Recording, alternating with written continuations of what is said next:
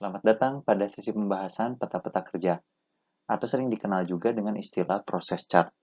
Pada sesi sebelumnya, telah dijelaskan pentingnya dan bagaimana Anda dapat menggunakan Seven Tools untuk melakukan identifikasi permasalahan pada sistem kerja. Seperti Seven Tools, peta-peta kerja yang akan dibahas pada kesempatan kali ini juga merupakan bagian dari problem solving tools.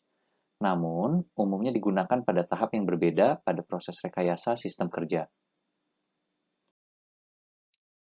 Dalam melakukan rekayasa kerja, terdapat suatu tahapan yang direkomendasikan untuk dapat digunakan, mulai dari menentukan atau memilih proyek yang ingin dikembangkan, hingga pelaksanaan dan evaluasi rekayasa kerja.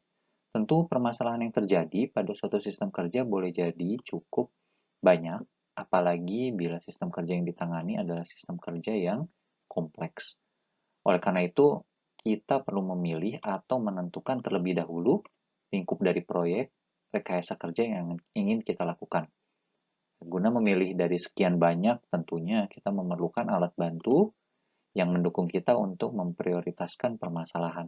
Disinilah peran dari Seven Tools yang kita kenal, yaitu untuk membantu kita melakukan eksplorasi awal dari kondisi existing sistem kerja yang seringkali bahkan belum diketahui jelas apa problemanya. Oleh karena itu, pada Seven Tools, ruang lingkup kajiannya relatif lebih umum, dan oleh karena itu pula biasa disebut dengan exploratory tools. Setelah melakukan pemilihan proyek, barulah kita mencoba untuk fokus pada lingkup permasalahan yang sudah ditentukan.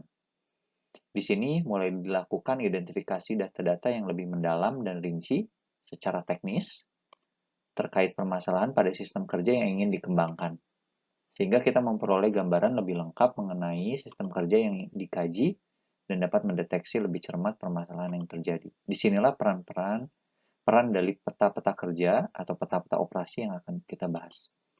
Tentu peta kerja ada banyak macamnya dan digunakan untuk memetakan berbagai aspek dalam sistem kerja, meliputi operasi yang terjadi, alur aktivitas, interaksi antara manusia dengan fasilitas kerjanya, aspek waktu dalam suatu aktivitas, tipe-tipe proses yang terjadi, hingga pergerakan dari material, pekerja, maupun peralatan dalam suatu sistem.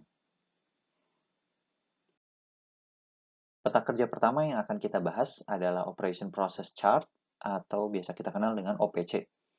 OPC digunakan untuk memetakan urutan kronologis dari suatu operasi, inspeksi, berikut waktu operasinya, dan material-material yang digunakan.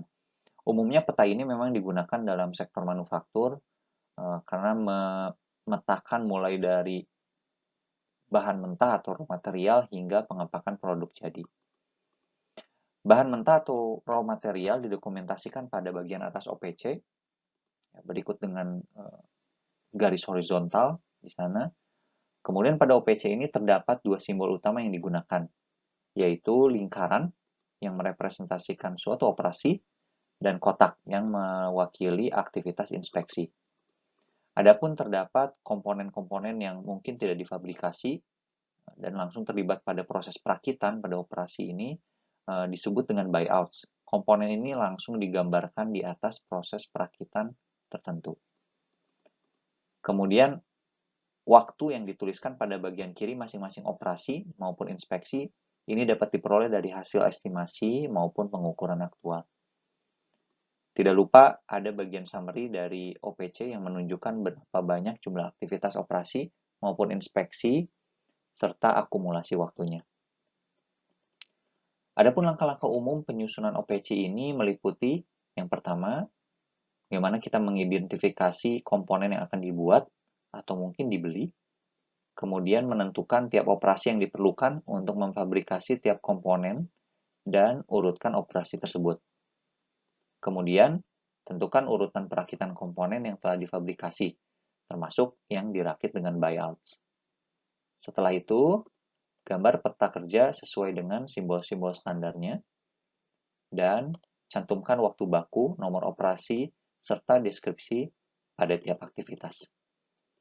OPC yang telah dibuat harapannya dapat membantu analis untuk memvisualisasikan metode kerja secara detail, Peta kerja ini dapat menunjukkan efek dari perubahan yang dilakukan pada alur kerja existing ketika kita ingin melakukan perbaikan metode dan alur operasi. Langkah-langkah operasi yang tertera pada OPC juga dapat membantu pemangku kepentingan untuk merancang tata letak fasilitas operasi yang ideal, atau bahkan juga dapat memperbaiki tata letak dari kondisi yang sudah ada.